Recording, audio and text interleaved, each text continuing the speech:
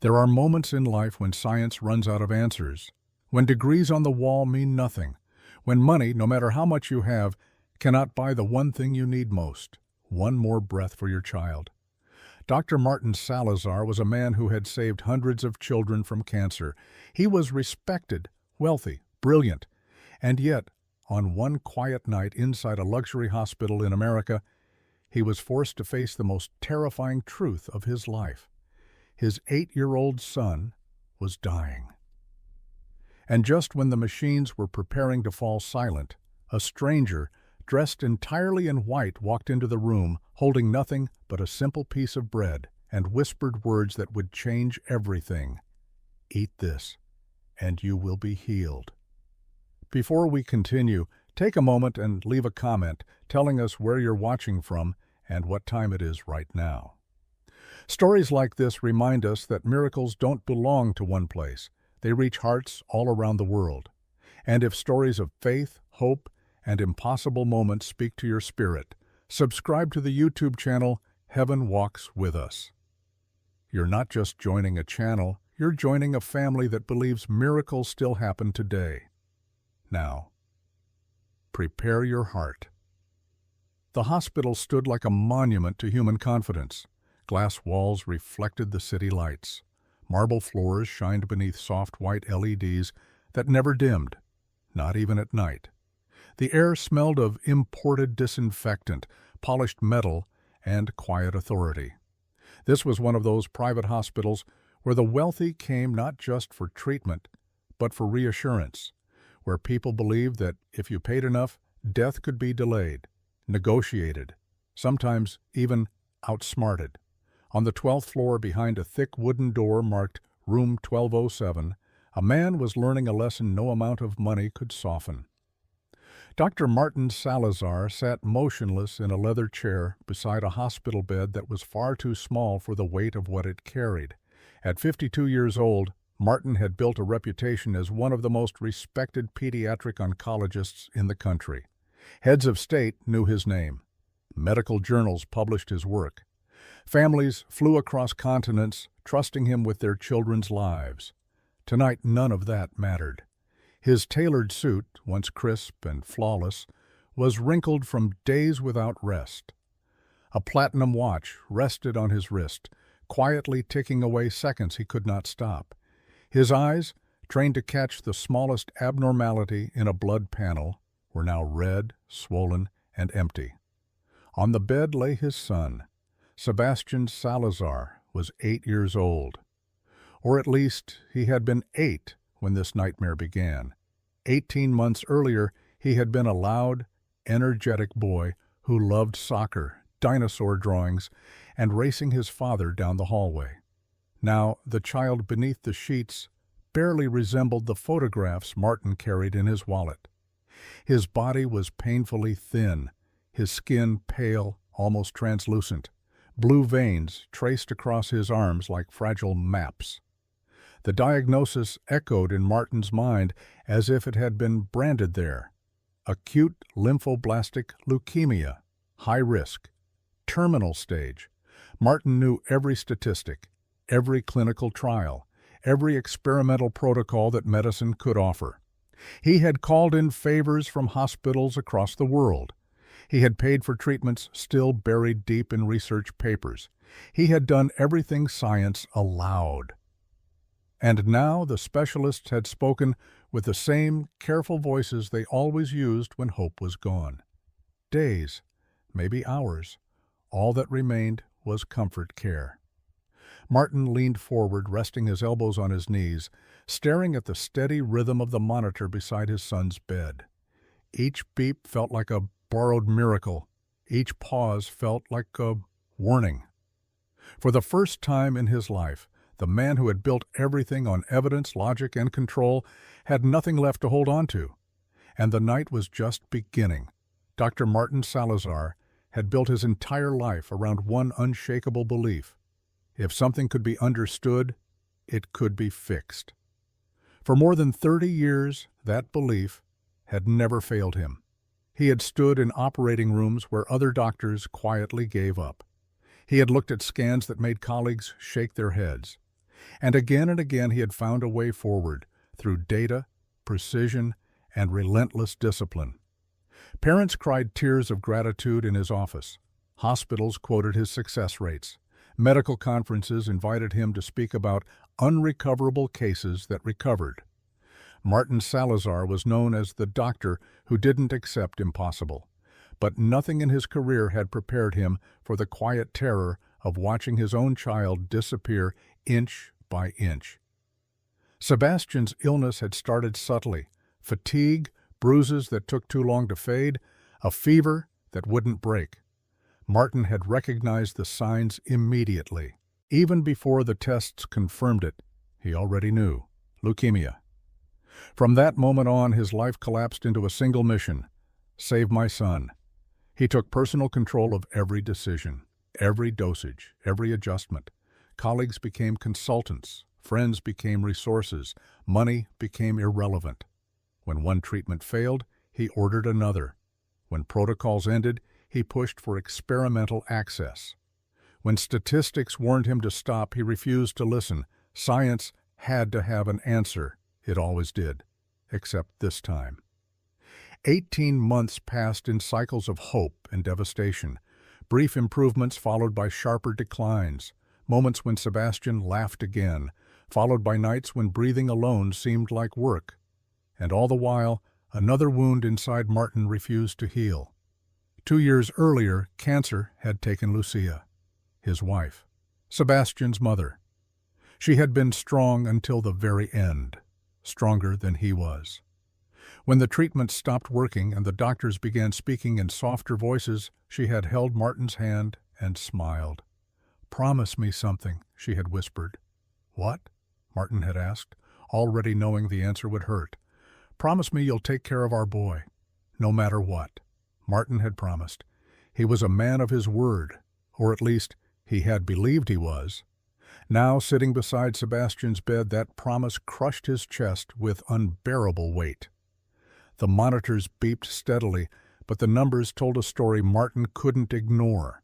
Oxygen levels barely holding, heart rate fragile, a body exhausted from fighting too long.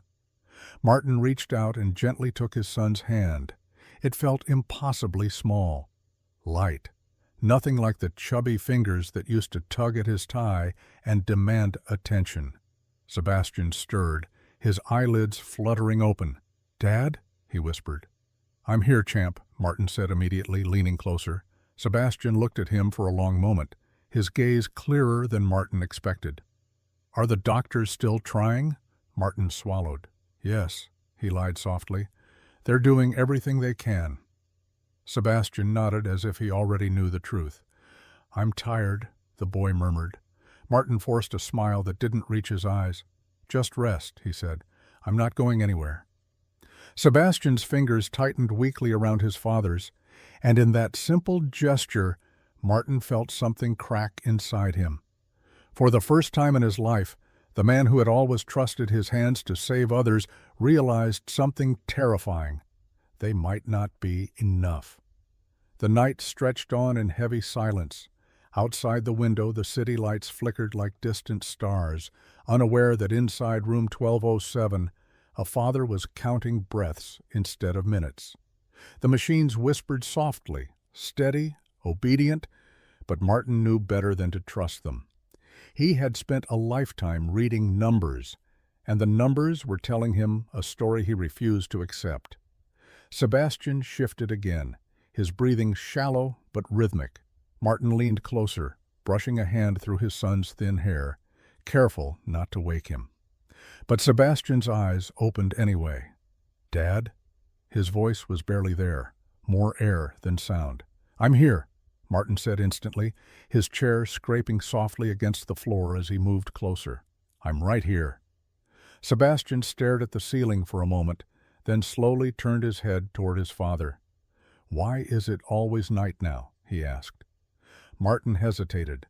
Hospitals had no real nights, only artificial darkness.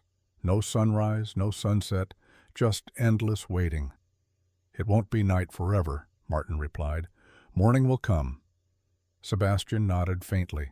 "Dad, can I ask you something?" "Anything." The boy swallowed, gathering strength for words that shouldn't belong to someone so young. "Is Mom coming to get me soon?"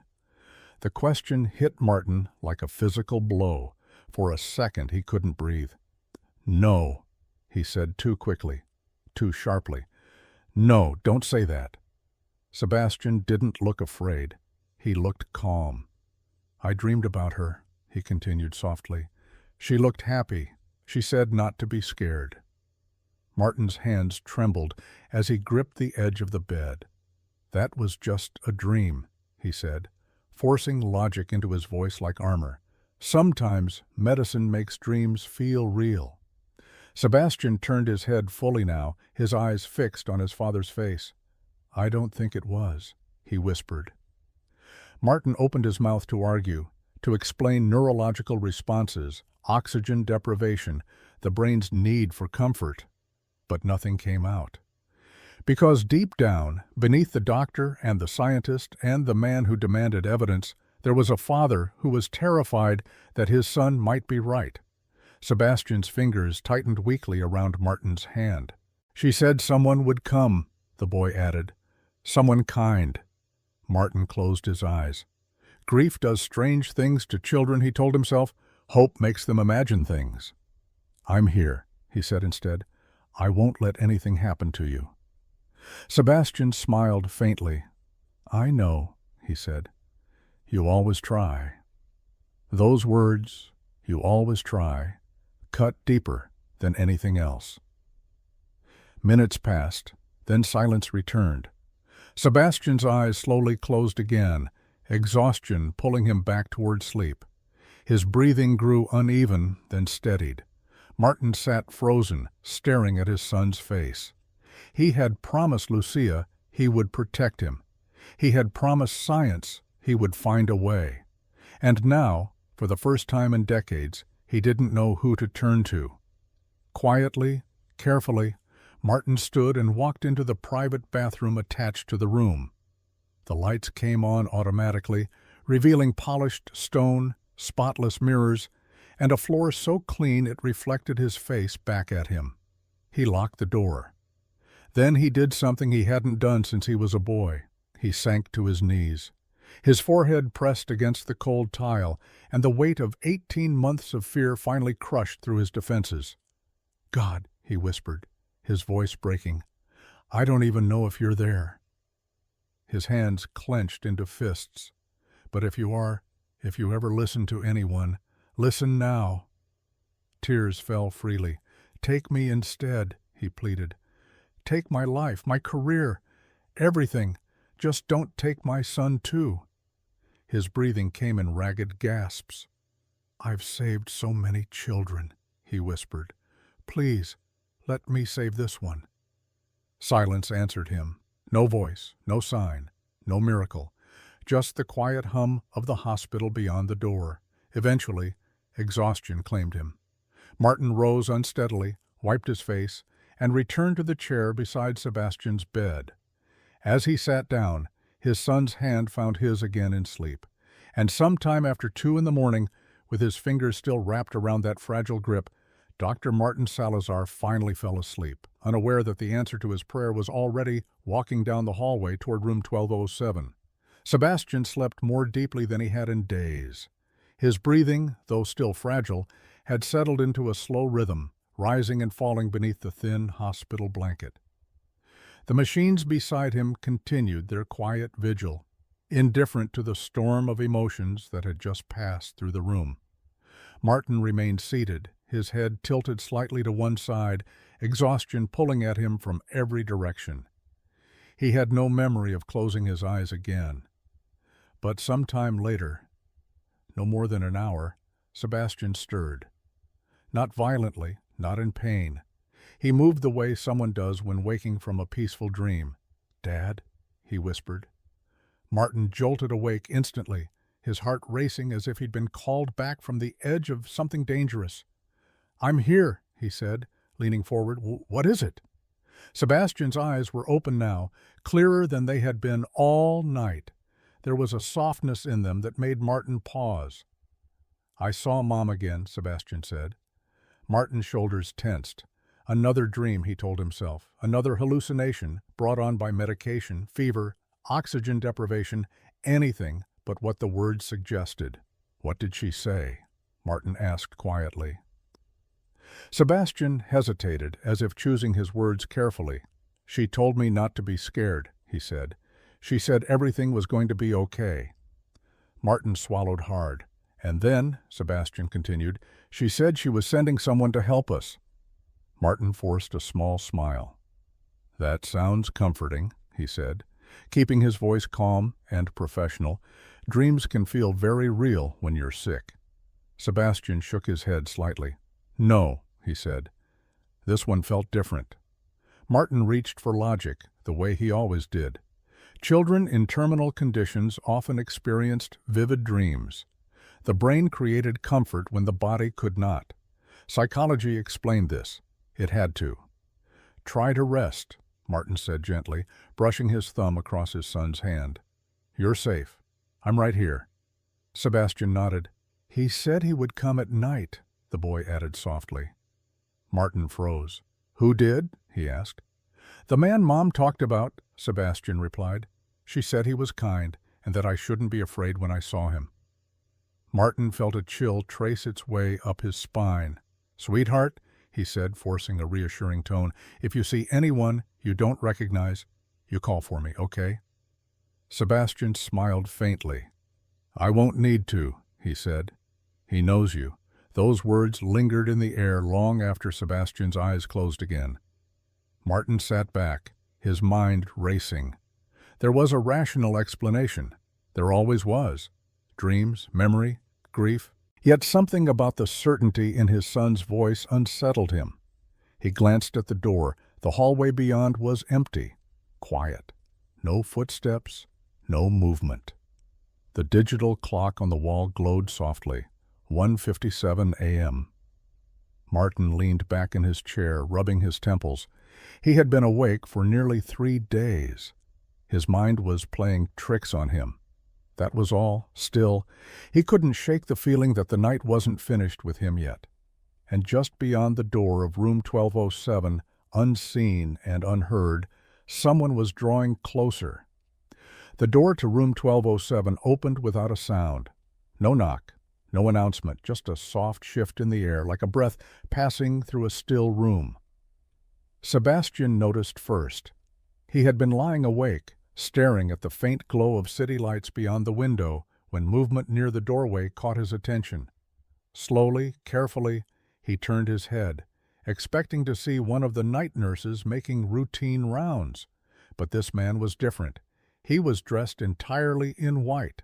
Not the standard hospital scrubs with logos and stitched names, just plain white fabric, simple and unmarked. On his feet were brown leather sandals. Sebastian frowned slightly. Everyone in the hospital wore rubber shoes. Quiet, practical. Sandals didn't belong here, yet nothing about the man felt out of place. He moved with calm, unhurried steps, as if he had all the time in the world.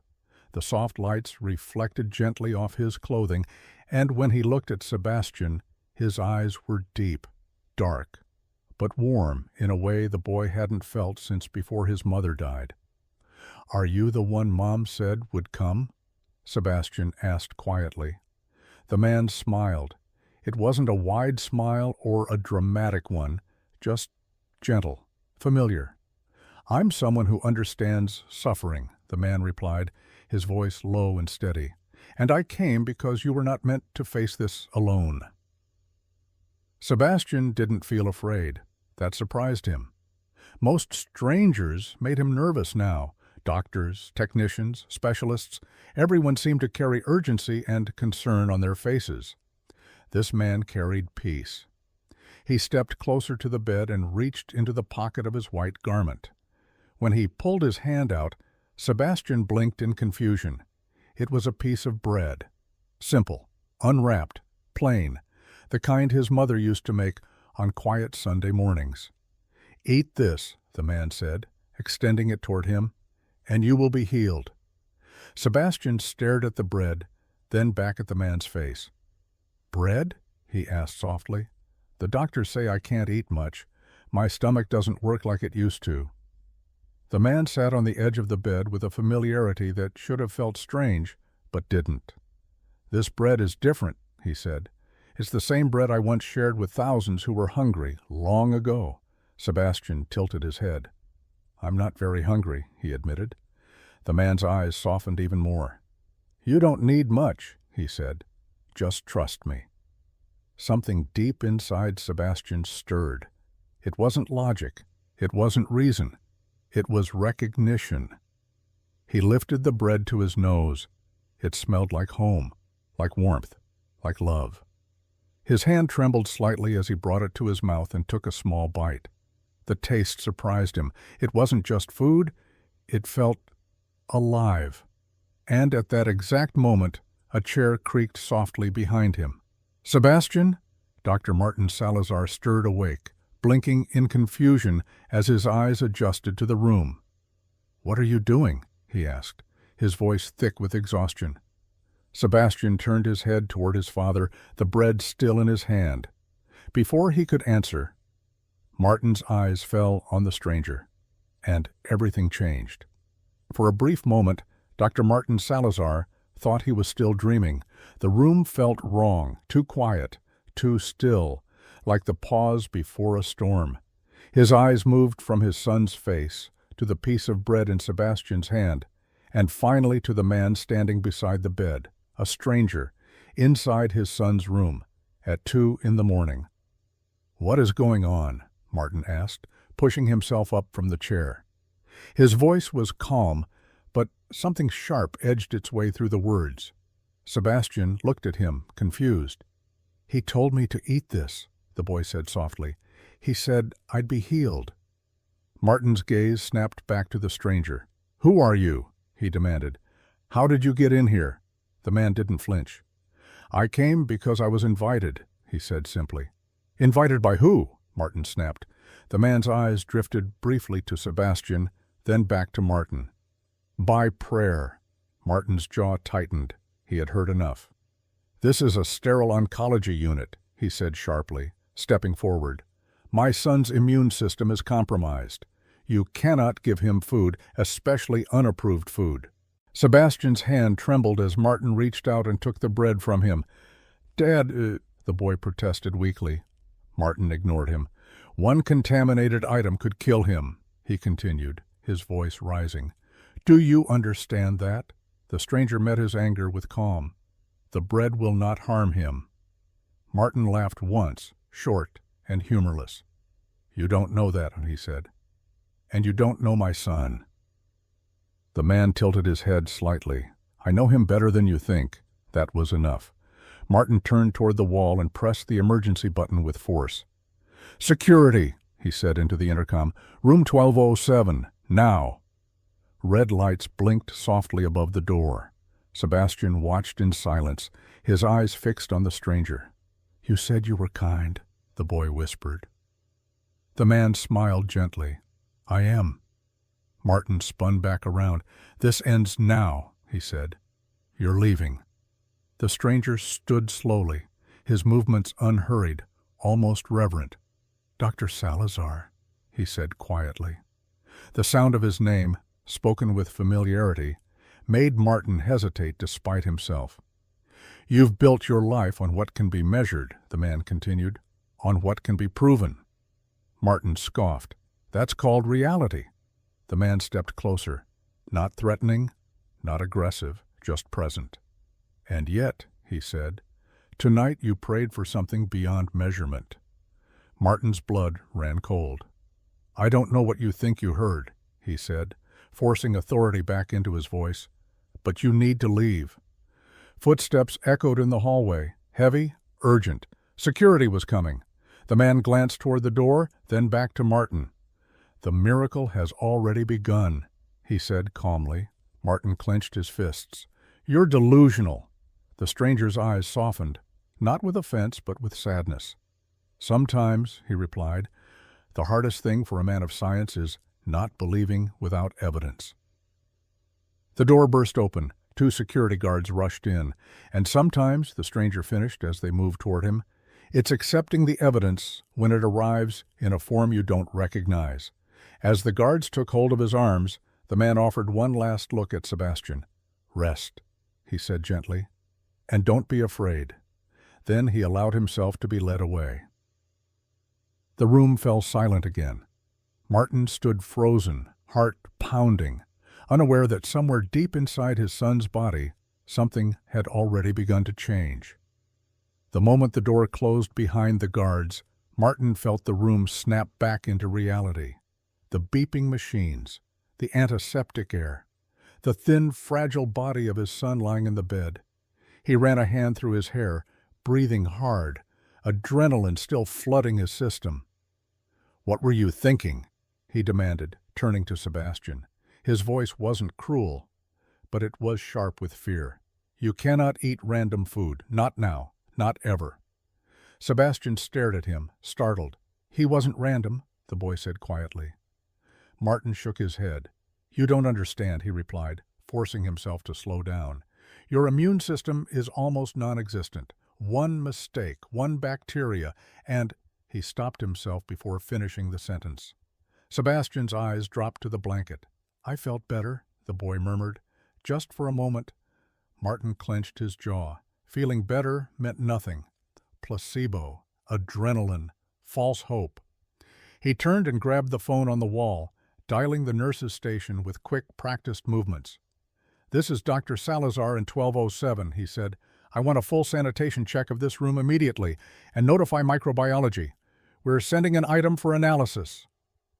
He hung up and looked down at the piece of bread still clenched in his hand. Something about it unsettled him.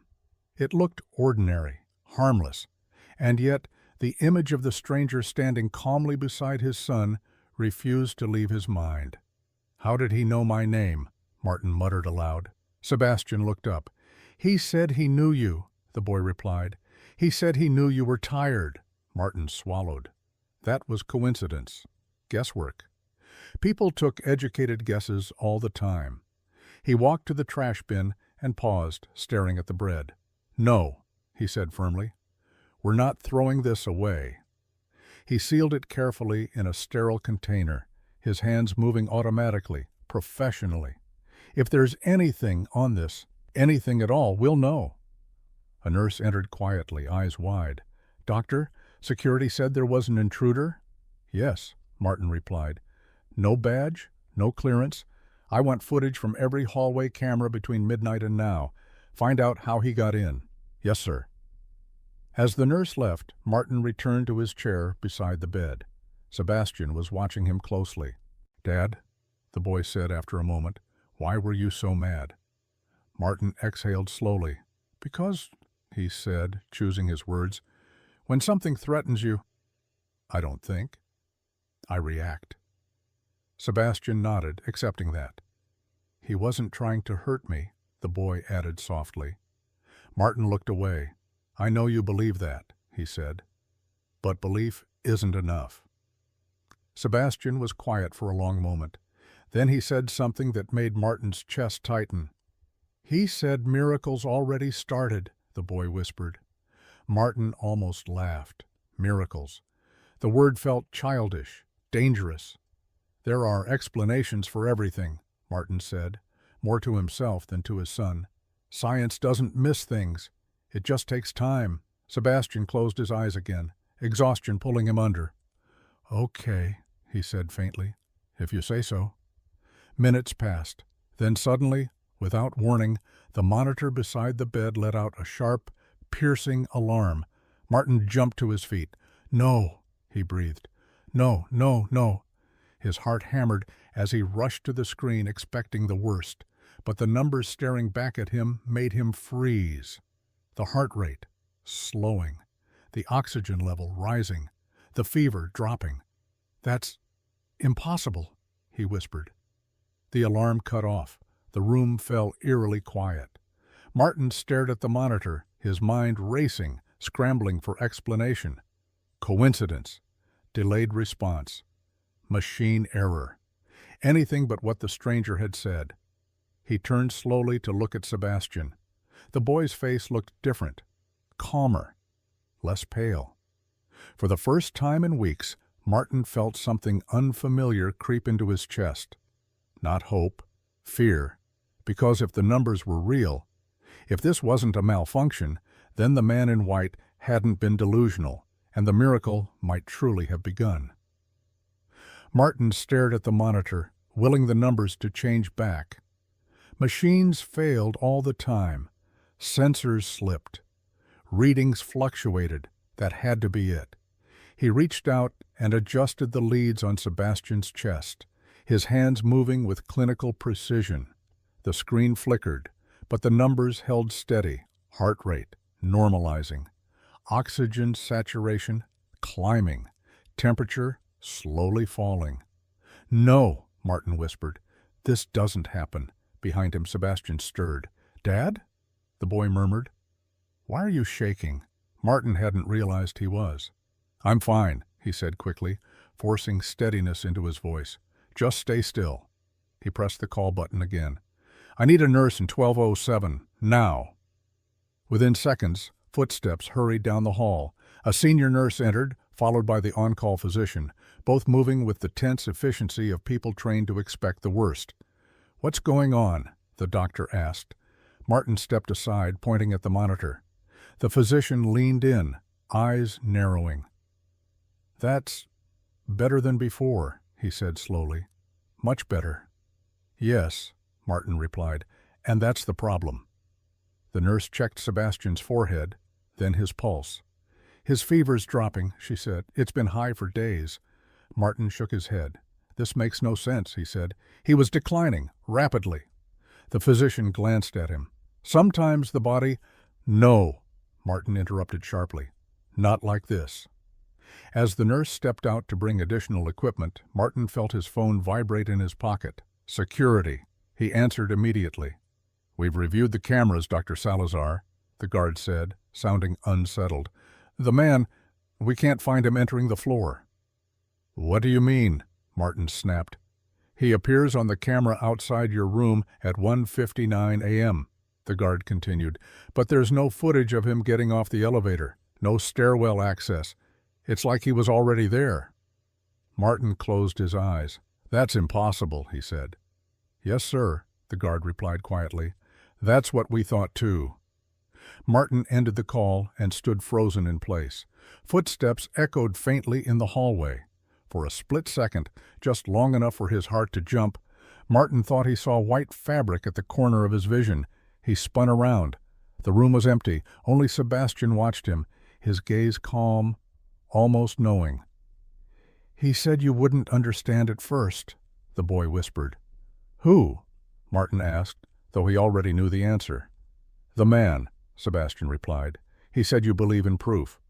Martin swallowed hard. "That's not a flaw," he said firmly. "That's how the world works." Sebastian looked at him with surprising clarity. "Then how did he know what you said in the bathroom?" Martin felt the blood drain from his face. "What did you say?" he asked slowly. Sebastian's voice was weak, but steady. "He told you he heard you at 3:27, the boy said, when you were on your knees, when you asked God to take you instead." Martin staggered back a step, his hand gripping the edge of the bed. "No," he breathed. "That's not possible." No one had been there. No one. He had made sure of it. "How did he know?" Martin whispered. Before Sebastian could answer, the door opened again. 2 security guards stepped inside. One of them, the same man who had removed the stranger earlier. "Doctor," the guard said hesitantly, "about that intruder." Martin turned sharply. "Yes?" The guard shifted his weight. "When we escorted him out, he wasn't angry, he wasn't scared. He just looked at me and said—" The guard paused. "Some people need to see the wounds before they believe." Martin's heart pounded. "What wounds?" he demanded. The guard hesitated, then held up his own wrist. "He showed me," he said quietly. "Both wrists. Round scars. Clean. Like nails." Martin felt the room tilt.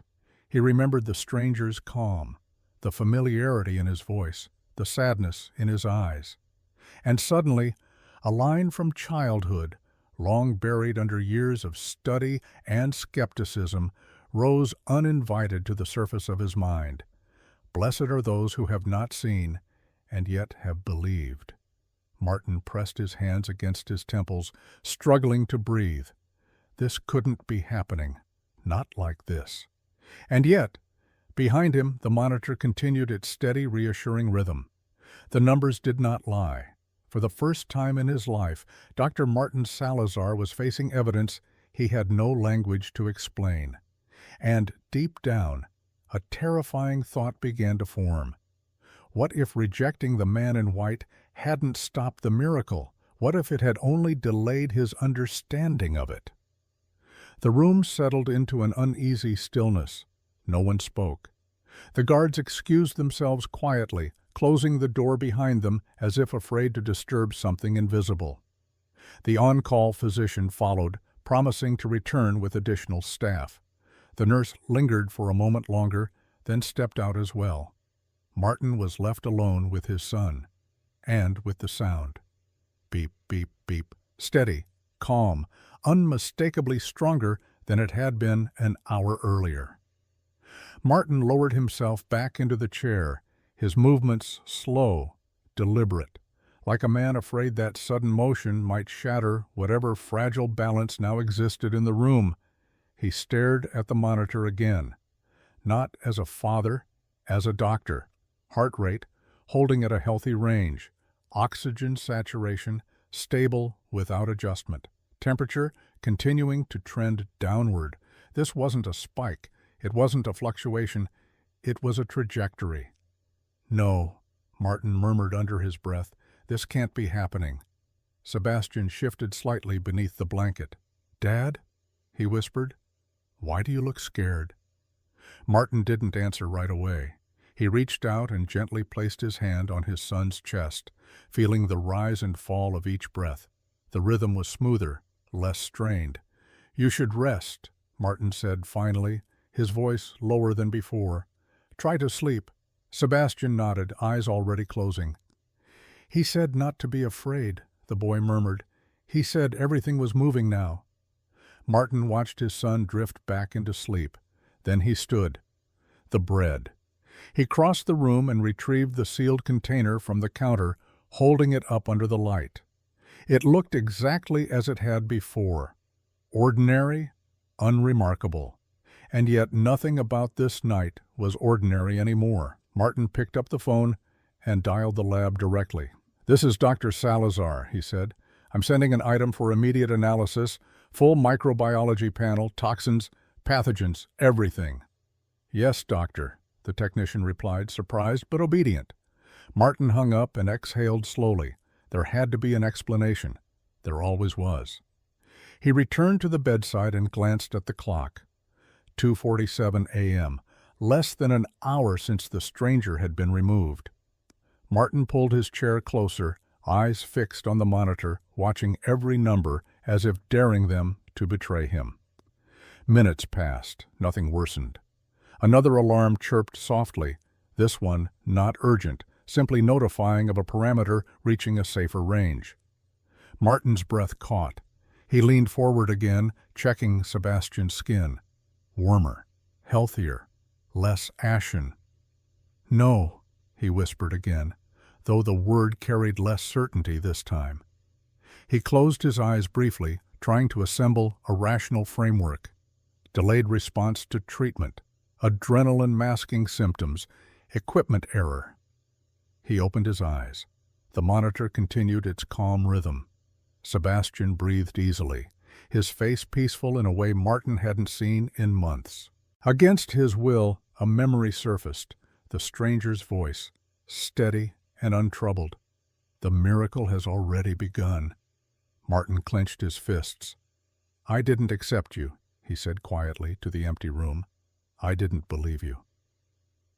The machines answered only with their patient, unwavering sound. Beep, beep, beep. And for the first time since this nightmare began, Martin felt something shift, not in his son's body, but in his own certainty. Whatever had been set in motion tonight, it was no longer waiting for his permission. The alarm cut through the room like a blade, sharp, sudden, unforgiving. Martin was on his feet in an instant. No, no, not now, he breathed, rushing to the monitor, his heart pounding so hard he could hear it in his ears. For months, alarms had meant only one thing: decline. Each time they sounded, something had gone wrong. Oxygen dropping, heart racing, fever spiking. Martin had learned to dread that sound more than silence itself. But as his eyes locked onto the screen, confusion froze him in place. The numbers weren't collapsing. They were improving. Heart rate, 72 beats per minute. Strong, regular. Normal for a child Sebastian's age. Oxygen saturation, 98%, without supplemental increase. Temperature, 37.2 degrees, down from days of relentless fever. That's not possible, Martin whispered. The alarm silenced itself, as if satisfied. Footsteps thundered down the hallway. Within seconds, the door flew open, and 3 nurses rushed in, followed by the on-call physician, a seasoned intensivist who had already prepared himself for the worst. "What's happening?" the doctor demanded. Martin stepped aside, pointing wordlessly at the monitor. The physician leaned closer, eyes scanning the data, his brow furrowed. "This doesn't match his previous trend," he said slowly. One of the nurses checked Sebastian's pulse manually, then his pupils, then his skin. "He's warmer," she said, "but not feverish. His color looks better." Martin felt his mouth go dry. "Check again," he said. "All of it." They did, and then they did it again. Nothing changed. Sebastian shifted slightly, his breathing smooth, unlabored. He didn't wake, not even when the nurse adjusted the cuff on his arm. The physician straightened and looked at Martin, his voice cautious. "Dr. Salazar, I examined him less than 2 hours ago. He was deteriorating." "I know," Martin replied. "We were preparing the final palliative protocol." Martin nodded once. "I was there." The physician glanced back at the monitor, then lowered his voice. "This kind of reversal doesn't happen," he said. "Not this fast." Martin didn't answer. His eyes were fixed on his son. For the first time in months, Sebastian's face looked peaceful, not the fragile peace of sedation, but something deeper. His brow wasn't furrowed, his jaw wasn't clenched in pain. He looked like a child sleeping. "Run a full panel," Martin ordered suddenly, the doctor in him taking control. "Complete blood count, metabolic panel, inflammatory markers, everything. I want it now." "At this hour?" one nurse asked. "Now," Martin repeated. "Mark it urgent." They moved immediately. As one nurse drew blood from the port in Sebastian's arm, Martin watched closely. His hands were steady. But inside, something was unraveling. The physician stepped closer. "There are rare cases," he said carefully, "where the body responds unexpectedly. Spontaneous improvements. In leukemia this advanced," Martin cut in. "In hours?" The physician didn't answer. He didn't need to. The silence said enough. As the nurses hurried the samples out of the room, Martin sank back into his chair, never taking his eyes off Sebastian. The boy sighed softly in his sleep and turned his head to one side. Martin felt his chest tighten. He reached out and took his son's hand. It was warmer now, alive. And for the first time since the diagnosis, Dr. Martin Salazar found himself facing a truth more unsettling than despair.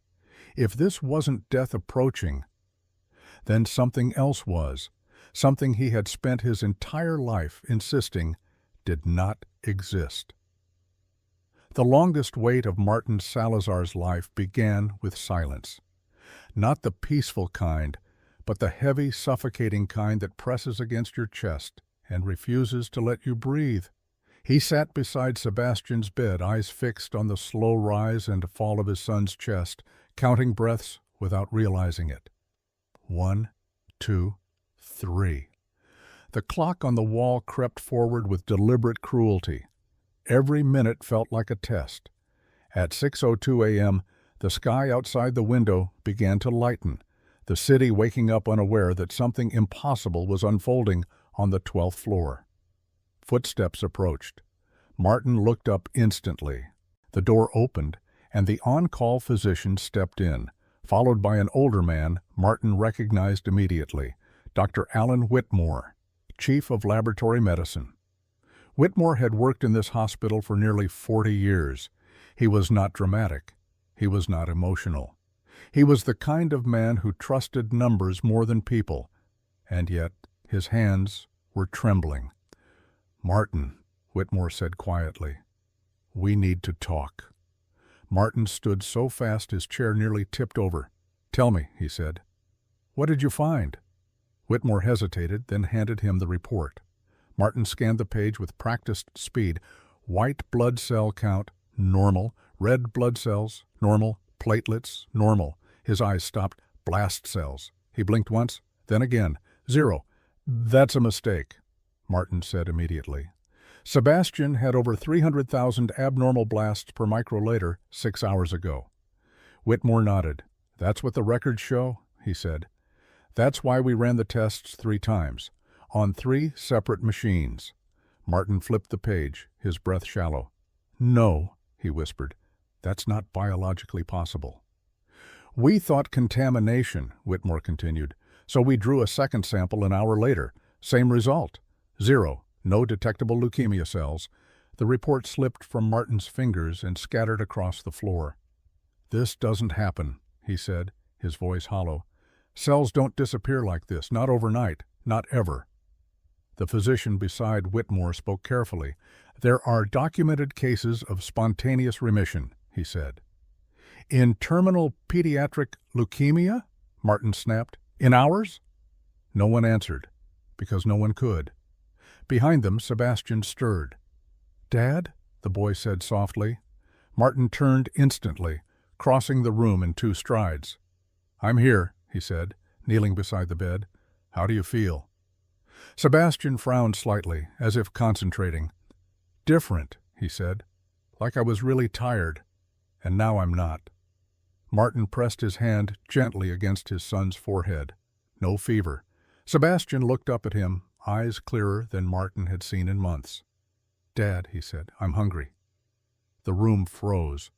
The nurse closest to the bed gasped quietly. Hungry. Sebastian had not asked for food in over 4 months. Every attempt at feeding had ended in nausea, vomiting, or pain. Nutrition had come through tubes and IVs, never desire. "Are you sure?" Martin asked, his voice barely steady. Sebastian nodded. "I think I can eat," he said. Martin looked up at the staff. "Bring something light," he said. "Toast, apple juice, small amounts." The nurse returned minutes later with a tray. Everyone watched. Sebastian took the toast in his hand. Bit, chewed, swallowed. They waited. 10 seconds. 30. A minute. Nothing happened. Sebastian smiled. "That's good," he said simply. The nurse crossed herself. Whitmore sat down heavily, as if his legs had given out. Martin stood motionless, staring at his son, at the color returning to his cheeks, at the strength in his voice, at the impossible numbers still burning in his mind. 0 blast cells, no medical explanation. None. And suddenly, uninvited, the image returned to him with startling clarity. A man dressed in white. Sandals on a marble floor, a simple piece of bread.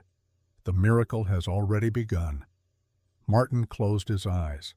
For the first time in his life, the world he understood no longer made sense. And for the first time, he wasn't sure he wanted it to. By the 3rd day, the hospital no longer whispered. It buzzed. Specialists arrived from other cities. Charts multiplied. Scans were repeated, then repeated again. Every test said the same thing. No leukemia, no residual disease, no explanation. Martin stood at the edge of it all, like a man watching a tide he could not command. He answered questions. He signed orders. He nodded at theories that bent language into shapes meant to sound reasonable. Exceptional remission. Outlier response. Unknown biological trigger. Words stacked on top of words. None of them touched the truth beating inside his chest. Sebastian sat up in bed that morning, legs dangling over the side, smiling at a puzzle Martin had bought from the gift shop. His laughter, thin at first, then real, filled the room with a sound Martin had thought he would never hear again. "I'll be right back," Martin said, forcing his voice to remain steady. "Don't move." Sebastian grinned. "I won't." Martin stepped into the hallway. Fluorescent lights stretched down the corridor. Nurses passed in quiet urgency. Somewhere a phone rang. Somewhere else a cart rattled over tile. And then he saw him. The man in white walked calmly toward him, unhurried, sandals whispering against the polished floor. No badge, no escort, no urgency. Exactly as before. Martin's heart slammed against his ribs. "You!" he said, his voice echoing too loudly. "Stop!" The man stopped, turned, smiled. That same gentle smile, unchanged by time or circumstance. Martin crossed the distance between them in a few quick steps, breath coming fast. "You did something," he said, fighting to keep his voice down. "I don't know how. I don't know what. But you did something to my son." The man regarded him with a gaze that held neither pride nor defensiveness, only patience. "Your son ate the bread with trust," he said. "That trust opened a door." "That's not an answer," Martin snapped. "There was nothing in the bread. We analyzed it. Nothing. No drugs, no compounds, nothing." "Correct," the man said. "Then explain it," Martin demanded. "Explain how terminal leukemia disappears in hours." The man stepped closer, lowering his voice so only Martin could hear. "Who do you think designed the laws you study?" he asked. "The chemistry, the cells, the code within every strand of life." Martin shook his head. "You're avoiding the question. I am answering it," the man replied gently. Martin's hands clenched. "This doesn't make sense," he said. "Faith doesn't cure cancer. Medicine does." "And who created medicine?" the man asked quietly. "Who formed the molecules your microscopes observe?" Martin faltered. "No," he said. "This is manipulation. Desperation. You prey on families when they're weak." The man lifted his hands, palms open, scars marked both wrists. Round, healed, undeniable. Martin's breath caught. "You recognize them?" the man said softly. "No," Martin whispered. "I don't." "Yes," the man replied. "You do." Martin's knees weakened. "You can't be," he began. The man's voice grew heavy, not stern, but sorrowful. "Why him?" Martin burst out. "Why save my son and not my wife?" The question tore free of him, raw and uncontrolled. "If you have this power," he continued, voice shaking, "why did Lucia die? Why did I watch her suffer while you did nothing?" For the first time, pain crossed the man's face, deep, ancient. "Because she asked me not to," he said. Martin stared at him. "She asked me to save your son," the man continued. "She asked me to give you time, to become the man you needed to be." "That's not fair," Martin whispered. "No," the man agreed. "It is not." Silence settled between them. "I don't want your belief without thought," the man said finally. "I want your hands, your mind, your discipline. Use them for those who cannot pay. Treat every child as you treated your own." Martin's vision blurred. "You're asking me to give up control," he said. The man nodded. "Yes." Martin sank to his knees in the hallway, heedless of the people passing by. "I don't understand this," he said, "but my son is alive." "That is enough," the man replied. Martin looked up. "Who are you?" he asked. The man smiled, not triumphantly, but tenderly. "You already know." Martin nodded slowly. "Jesus," he whispered. The man helped him to his feet. "When you choose love over fear," Jesus said, stepping back, "you will see me again." And then, without sound, without spectacle, he was gone. Martin stood alone in the corridor, heart pounding, tears drying on his cheeks. Behind him, from room 1207, came the sound of his son's laughter. For the first time, Martin Salazar understood. The miracle had not only healed a body, it had broken a man open. and begun to make him whole. Martin remained standing in the corridor long after the man in white was gone. People passed by him, nurses, doctors, orderlies, none of them noticing the silent earthquake that had just torn through his life. The fluorescent lights hummed softly above, indifferent witnesses to a transformation no chart could record. Slowly, Martin turned back toward room 1207. Sebastian looked up when his father entered, a wide smile spreading across his face. "There you are," the boy said. "I finished the puzzle." Martin crossed the room in 3 steps and pulled his son into his arms, carefully, reverently. Sebastian laughed, a real laugh, full and unafraid, and wrapped his arms around his father's neck. For a long moment, Martin could not speak. He only held his son and breathed. 3 days later, Sebastian Salazar was officially declared in complete remission, not improving, not responding, cancer-free. The hospital erupted into motion. Specialists flew in from across the country. Imaging was repeated. Bone marrow biopsies were performed. Genetic markers were analyzed. Every test confirmed the same impossible truth. The leukemia was gone. Doctors spoke in cautious tones, choosing their words carefully. Unprecedented. Extremely rare. Possibly the fastest complete remission ever recorded. Medical journals requested access to the case. Conferences asked Martin to present his findings. Martin listened politely, but his life no longer revolved around explanations. 7 years passed. Sebastian grew taller than his father. He played soccer. He studied biology with a fascination that felt familiar to Martin. Under a microscope, healthy cells divided with quiet precision, just as they always had. But now, Martin saw more than mechanisms. He saw design. The hospital where Sebastian had nearly died no longer bore Martin's name alone. Half of the building remained a private clinic, serving those who could afford advanced treatment. The other half became something new, the Bread of Life Foundation. Children arrived from neighborhoods Martin had once driven past without noticing. Families who could never have paid a single night in a private hospital now sat in clean waiting rooms, holding hands and hope in equal measure. Martin treated them himself, not as cases, not as statistics, as sons, as daughters. One evening, long after the last patient had left, Martin sat alone in his office. His diplomas still lined the walls. Harvard, Johns Hopkins. Decades of achievement. But centered among them, framed carefully behind glass, hung something far simpler. A small piece of bread. Unchanged. 7 years old. And yet, no mold, no decay, no explanation. Martin had taken it to laboratories, to food preservation experts, to material scientists. They all said the same thing. It was ordinary bread, and yet it should not have lasted. Martin stood and placed his hand against the glass. "I still don't understand how," he whispered, "but I'm trying to live as if it's true." A soft knock came at the door.